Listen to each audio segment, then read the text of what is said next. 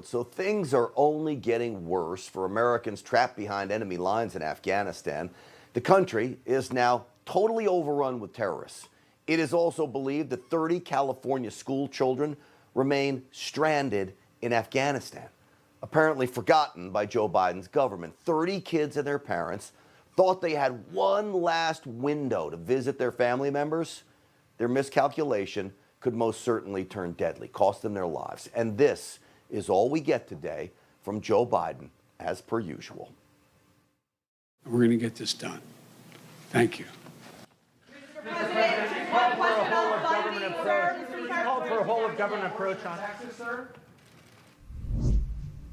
So, that's a third straight day that Joe Biden refuses to answer any questions. There is no empathy. There is no compassion for these stranded Americans who must be scared for their lives right now. Now, all of them in Afghanistan are in total mercy of the Taliban. You see, unlike the Democrats, who are now trying to deem Republicans and pro-lifers as the, quote, American Taliban, as deceitful and devious as these Democrats are, I would never compare them to the Taliban, terrorist executioners. But what is shocking is that both Democrats and the Taliban use similar PR campaigns to cover for their anti-freedom messages. They simply lie. That's what they have in common.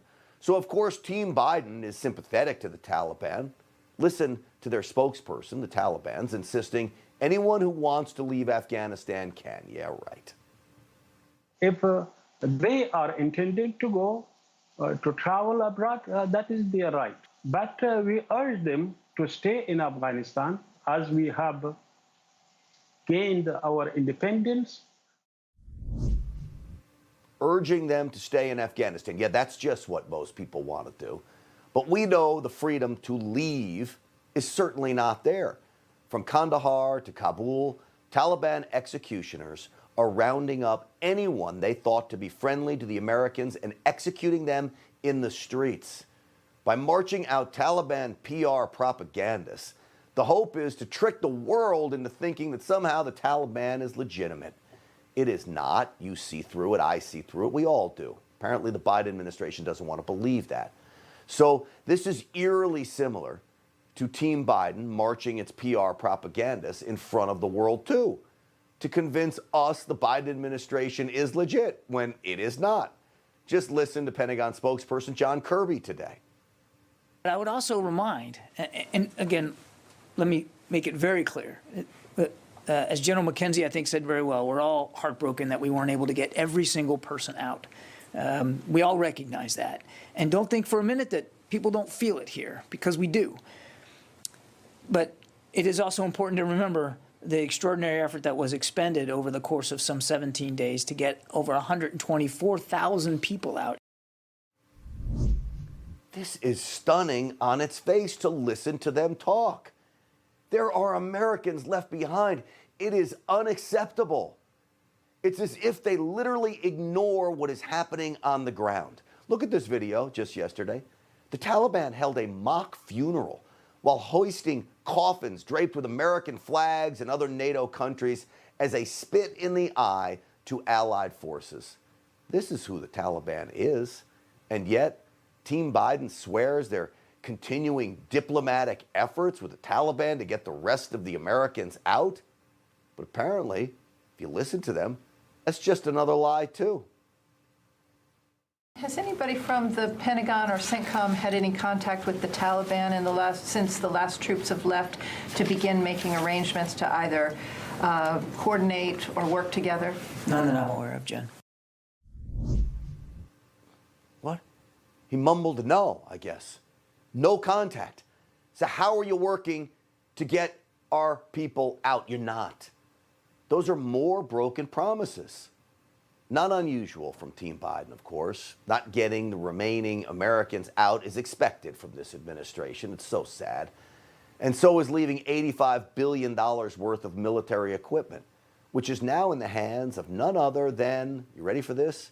Iran. Today, the website Iran International posted pictures of American military equipment spotted in Iran, brought there by the Taliban, they are reporting, to be refurbished and re-weaponized, and God forbid, ultimately used against Americans. This is what Joe Biden does. He arms up our enemies.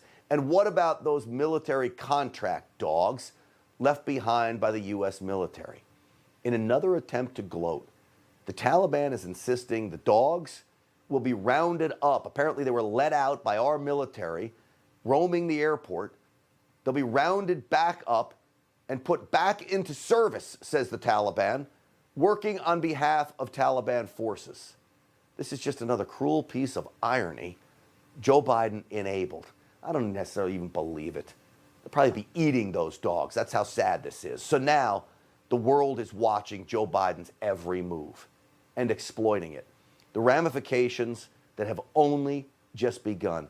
We have Americans in Afghanistan who cannot get home.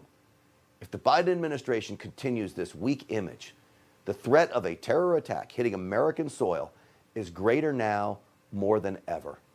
And to think we're really just a week away from the September 11th, 20th anniversary. Hey, I'm Rob Finnerty. Thanks for watching. If you enjoyed this video, please join the conversation in the comments below. Don't forget to subscribe, too. Hit the bell icon to be alerted to breaking news. And remember, there's a whole lot more on Newsmax TV, America's fastest growing cable news network. Newsmax TV, we're real news for real people.